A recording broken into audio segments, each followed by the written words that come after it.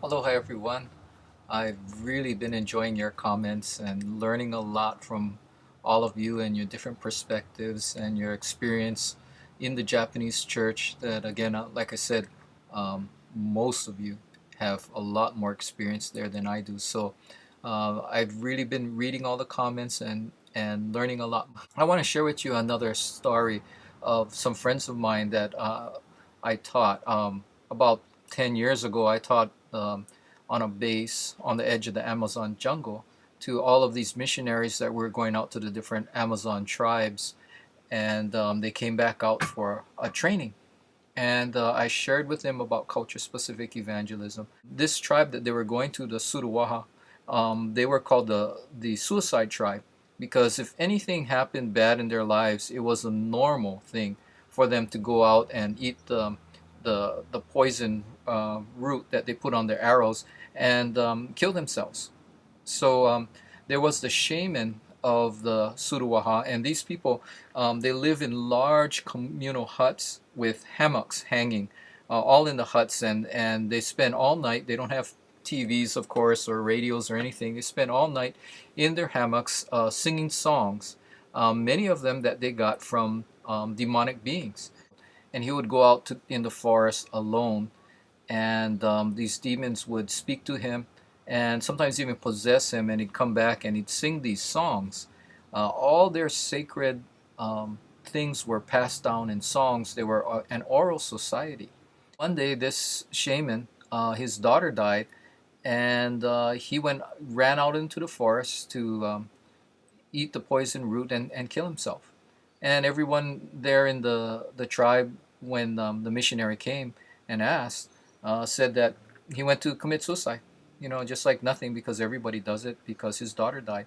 And they were all shocked when they saw him walking back out of the forest.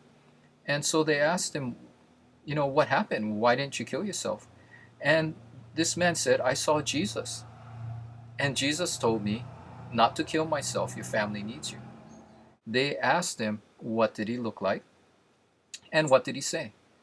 And this shaman said, he looked like me. He wasn't like what we imagine as Westerners. If I asked you to close your eyes and picture Jesus on the cross, you probably imagine a guy with dirty blonde hair who's really skinny and has blue eyes, because that's what we've seen all our lives. Well, Jesus on the road to Emmaus appeared to two of his followers and they didn't even recognize him. Well, how did Jesus appear to this Suruwaha man? He looked like me. He was a Suruwaha.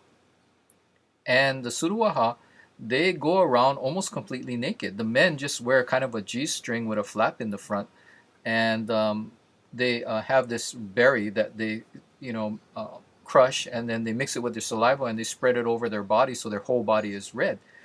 It's a sacred thing to them, this color red, and they cover their body with it. Wouldn't it be an interesting way to preach the gospel, to talk about how this Jesus covers us with his blood, and now we're pure and made whole? But anyway, so how did Jesus come to this man? Painted red, a Suruwaha painted red. And because they had culture specific evangelism, they didn't immediately say, this is not Jesus. Jesus is a blonde haired guy with a robe on, and he would never come just wearing a G string. They listened to what they said about him, and they said, well, this could really be Jesus.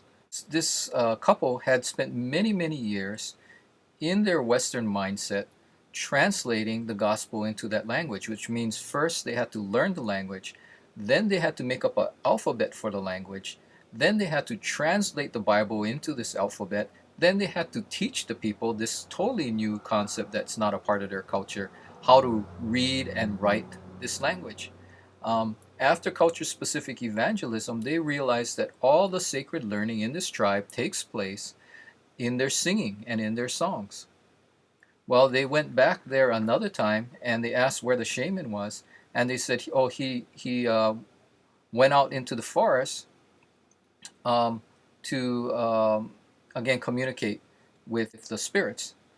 And so they thought, "Oh no, this guy says he saw Jesus, but now he's back to doing the same thing, communicating with the spirits. And they were all singing this song that he had brought back to them after he went out in the forest another time.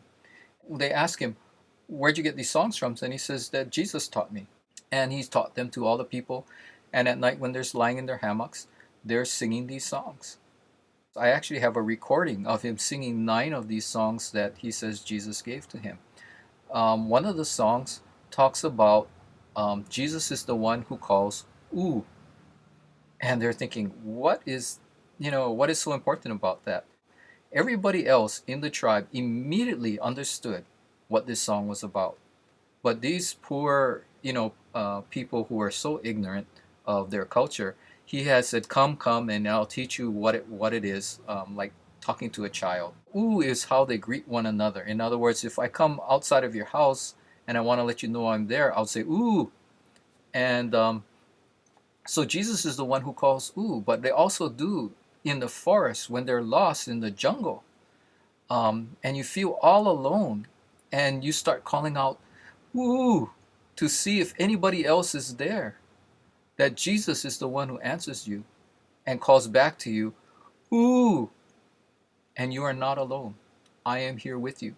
And Jesus is the one who calls ooh. He's always there with you. No matter where you're at, you're never lost. And then they shared with him about another song that Jesus gave to them, where the song talks about who ate the cashew nut fruit. For those of you who don't know, the cashew nut fruit looks like a heart. Suruaha word means that it makes your mouth, like that. And it's like eating a really a sour lemon that's a kind of a bitter and sour flavor. The song was about who ate all the cashew nut fruits and left the cashew nuts on the ground, and that it's Jesus.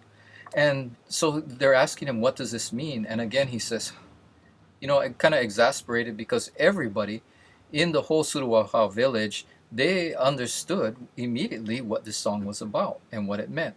But like a child, he has to explain it to the missionaries. Cashew nut fruit, if you've never seen one, there's only one cashew nut that hangs down from each fruit. This is a cashew nut with the shell on it. Mostly we just see the inside. We don't know what that looks like. And I'll try to hold up this picture so you can see it of the fruit, the red fruit that looks like a heart with the cashew nut hanging down from the bottom. What the story is about is who ate the bitterness, who took the bitterness from our hearts, who ate it and took it into himself. It's Jesus. And what it's saying is basically that he's the one that takes all the ugliness and sin from our lives and just leaves the good part, the nut. And it's really the gospel, simple gospel. In these few songs you can see in Suruwaha culture, in culture-specific evangelism just for the Suruwaha, something they will understand way better than years and years of a new written language and putting a Bible in their language that has to be made up for them. In a style, in the songs and in the rhythm, in the way that is familiar to them, that all their sacred things are put into, that they will sing all night, a simple Suruwaha gospel that to them is very clear and that they can understand. But to us of another culture is very confusing and we don't understand. And because these missionaries understood culture-specific evangelism, they realized that they should not mess with this at all.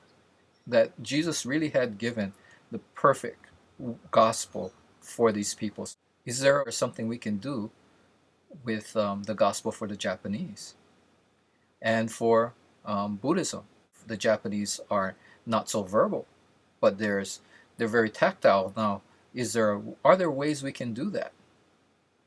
And could it be that one of you will find a peace child for the Japanese that will open the doors to many coming to Christ? You actually could, once you understand culture-specific evangelism, could do a much better job than I can because you're either Japanese, you're married to Japanese, or you understand the culture much better than I do. And I look forward to what you will do to help the Japanese come to Christ.